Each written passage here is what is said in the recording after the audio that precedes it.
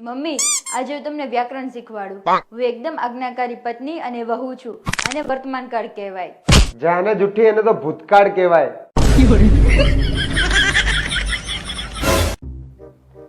વિજય, આજ હું એક બાબા પાસે ગઈ હતી. એમણે કીધું કે આ દોરો તમારા પતિને બાંધશો ને તેમની બધી તકલીફો દૂર થઈ જશે. લાવો હાથ.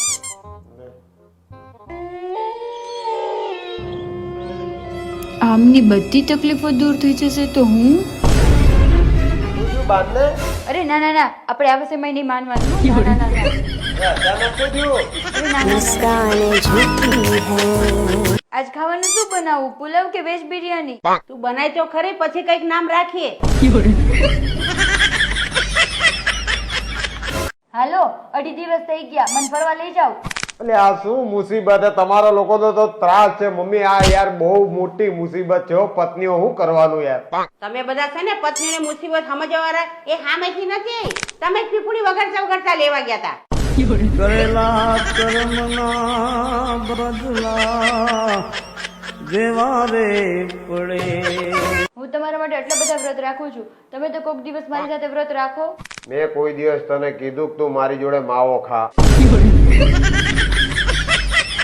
આ લગ્નમાં વરરાજા સાથે જન્મ આટલા બધા માણસો કેમ જતા હશે?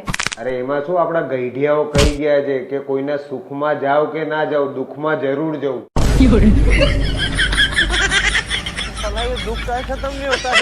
મમ્મી, અમારા લગ્નને 3 વર્ષ થઈ ગયા. આમને કયો ક્યાંક મને એવી જગ્યાએ લઈ જાય જ્યાં કોઈ દિવસ ના ગઈ હોય. જા બેટા ને રસોડામાં લઈ જા.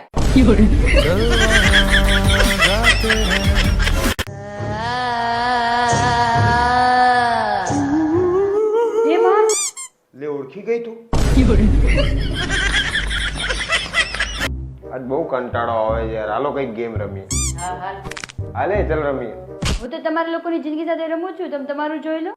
टूटा टूटा एक परिंदा ऐसे टूटा.